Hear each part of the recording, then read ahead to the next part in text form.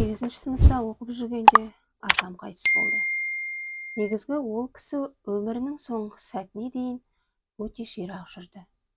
Үнемі белдігіне қынжа салынған пышақ тағып жүретін. Ал кейде өзімен өзі сөйлесіп, дауыс көтеріп, ұрсысып кететін. Кіммен, неге ұрсысып жататынын біле бермейтінбіз. Ондай кездерде атамның жанына жақындауға қорқатынбыз. Өйткені кейде біреулермен қырық пышақ болып ұрысып, тіпті белбеуінде тағулы тұрған қынынан пышағын суырып алып, енді ешқайсысын бермеймін деп, бізге көрінбейтін әлдебіреулерге тұра ұмтылатын. Әлден уақытта барып басылатын. Әкемнің айтуынша, атам ондай күйге 60-шы жылдарда тап болған. Атамның сондай күйге тап болғаны жайлы әкем айтқан әңгімені басынан баяндайын. Бір күні атам кеш болып қалған мезгілде көрші ауылдан келе жатады. Ауылға жақындап қалғанда жол бойында отырған жас шамасы 4-5-тердегі қызды көреді. Адасып қалған болар деген атам кімнің баласы екенін, мұнда қайда келгенін сұрайды. Бірақ қыз бала жауап қатпайды. Байғұс бала мылқау екен ғой, мына жерде қасқыр тартып кетер, ата-анасы іздеп жүрген шығар. Ауылға барған соң ата-анасы да табылар деп ойлаған атам қызды атына мінгестіріп үйіне алып келеді. Үйге жеткенде қызды аттан түсірейін деп арт жағына қараса, қыз жоқ. Алғашында жолда түсіп қалды ма деп ойлайды. Бірақ қыз аттан құлап қалса сезер еді. Демек бұның бір құпиясы болғаны. Атамның бойын үрей билейді. Кәлимасын қайтарып, аптығын басып, жан-жағына қарайды. Ешкім көрінбейді. Сосын үйге кіреді. Үйге кірген соңда атамның бойындағы үрей тарқамайды. Бір жағдайдың болғанын сезген әжем не болғанын сұрайды. Атам болған жағдайды айтып береді. Ертеңінде түнде ғана ойнап отырған әкемнің 9 жастағы қарындасы таңертең қатты ауырып тұрады.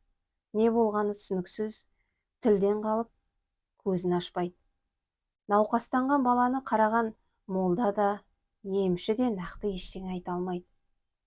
Жасаған ем-домдарының да көмегі болмайды. Атам мен әжемнің Алладан тілек тілеуден өзге амалдары қалмайды. Кеш болғанда кенет атам өз-өзімен сөйлесіп, бермеймін деп жылай бастайды.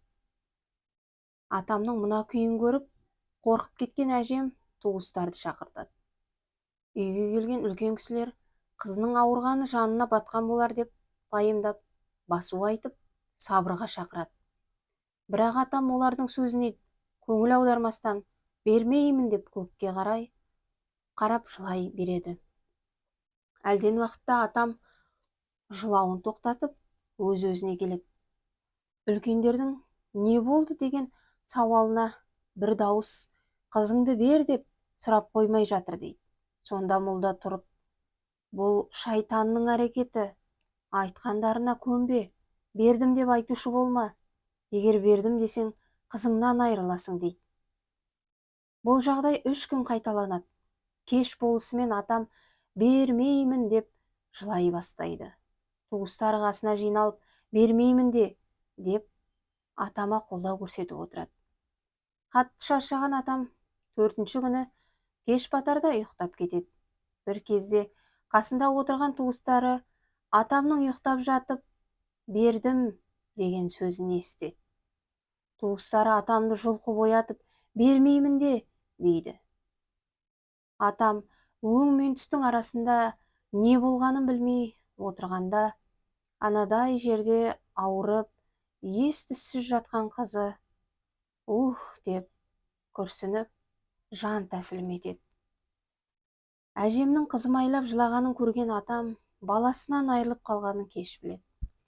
Жалма-жан бермеймін деп айғай салады. Бірақ атам кешіккен еді. Сол кезде 4 күннен бері құлағына келіп жатқан қызыңды бер деген дауыста тоқтайды. Қызы қайтыс болған соң арадан 4-5 жыл өткенде атам тағы да өзімен өзі сөйлесіп, енді еш қайсысын бермеймін деп, өзінен басқаның көзіне көрінбейтін белгісіз біреулермен ұрысуды бастайды. Ондай жағдай айына кейде 2-3 айда қайталанып отырады. Кейін белгілі болғандай, құлағына балаларыңның біреуін бер деген дауыс қайта естілерден 5-6 күн бұрын баяғы жол бойындағы кез болып кенеттен ғайып болған 4-5 жасар қыз атамның түсіне кіреді. Түсінде сол қыз атамның қайтыс болған қызымен ойнап жүр екен. Сол түсті көрген соң көп ұзамай атамнан баласының біреуін беруді сұраған дауыс қайта естіле бастапты. Атам қынынан пышағын суырып алып, ұмтылғанда жаңағы дауыс сап тыйылады екен. Сол себепті атам үнемі белдігіне қынға салынған пышағын тағып жүретін болған көрінеді. Есейгенде атама жол бойында жолыққан қыз бала кім болды екен? Атамнан баласын беруді сұраған кім? Жол бойында жолыққан кішкентай қыз бала мен атамның ғана құлағына естілетін дауыстың арасында байланыс болған ба? Болса, ол қандай байланыс? Егер атам ұйықтап жатып, берем демесе, қызы тірі қалар ма еді?